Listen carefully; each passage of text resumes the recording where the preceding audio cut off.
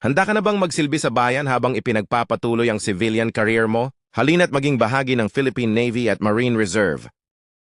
Kung taga-NCR ka, pumunta lang sa Naval Reserve Center, NCR sa Fort Bonifacio, Taguig City. Para sa Northern Luzon, bisitahin ang center sa Bunuan Geset, Dagupan City, Pangasinan. Sa Southern Luzon, nandiyan ang opisina sa Barangay Rawis, Legazpi City, Albay.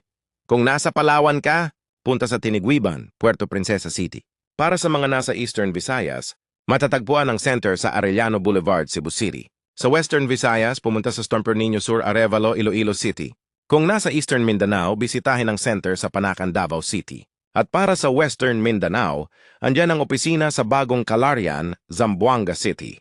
Bukod dito, meron ding Naval Reserve Management Center sa Marine Base Rudyardo Brown, Fort Bonifacio, Taguig City. Ang training? Dadaan ka sa Basic Citizen Military Course o BCMC na tumatagal mula 7 hanggang 45 araw at ayon sa batas hindi lalagpas ng 6 na buwan. Meron ding annual training para sa mga active reservists na tumatagal ng 30 hanggang 60 days.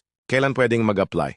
Open ito buong taon pero depende ang schedule sa bawat Naval Reserve Center. Kaya make sure to contact your nearest center para sa orientation at training dates.